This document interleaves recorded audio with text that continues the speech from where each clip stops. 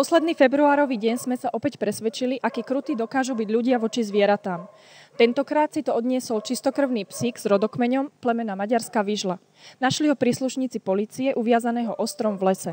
Šokujúce však bolo zistenie, že sa ho niekto pokúsil zabiť strelou do hlavy. Psík bol úplne vyčerpaný, dehydrovaný, na pokraji smrti. Našťastie sa o neho okamžite postarali naši skvelí veterinári. Psík dostal meno Gordon.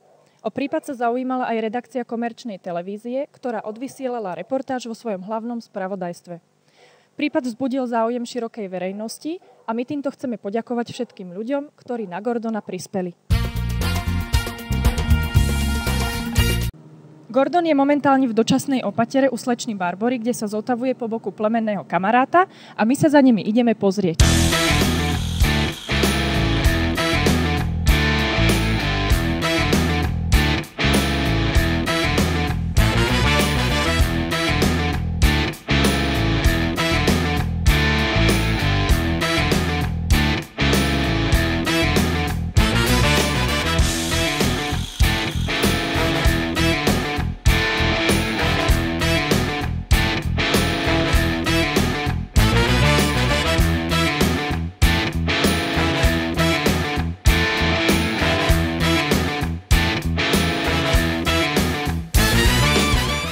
Sme vám veľmi vďační, že ste sa Gordona ujali a že ste mu pomohli.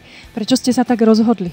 Pretože máme doma ešte jednu maďarskú vižlu a má už 3 roky, tak sme chceli, aby mala nejakého kamaráta. Tak sme si povedali, že keď vižlu, tak zachrániť a prišlo to tak ako blesk čistého neba. Ľudia, ktorí sledujú Gordonov príbeh, sú veľmi zvedaví, ako sa mu darí. Tak podľa mňa zo dňa na deň lepšie, určite je to vidieť aj na záberoch, že už vie pekne chodiť, vie si zobrať piškotku, prespí celú noc, už aj bez potreby doma, tak podľa mňa je to lepšie a lepšie a je šťastný, zavrtí sem tam chvostíkom.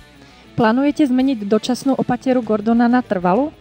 Určite plánujeme, v podstate preto sme sa brali, aby zostal natrvalo u nás a keď všetko pôjde dobre, tak ako má, tak si ho chceme určite nechať.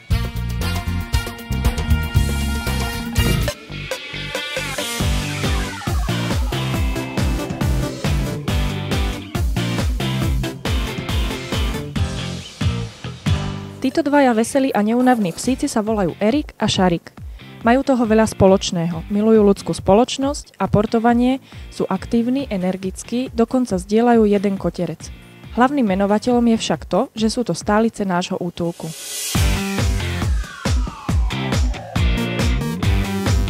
Šarik je 3-ročný kastrovaný psík a do útulku sa dostal ako odrastené štenia.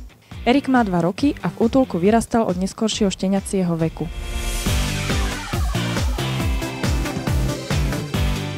Erik putoval do útulku zo smetiska, kde vyrastal, Šarika držal jeho majiteľ na krátkej reťazi bez pohybu a lásky a potom ho chcel zabiť.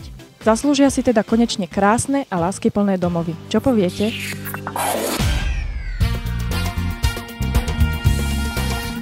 Celý Gordonov príbeh môžete sledovať na Facebooku alebo na našej web stránke a my veríme nielen v jeho plné uzdravenie a šťastný život v novej rodine, ale i v potrestaní viníkov tohoto otrasného činu.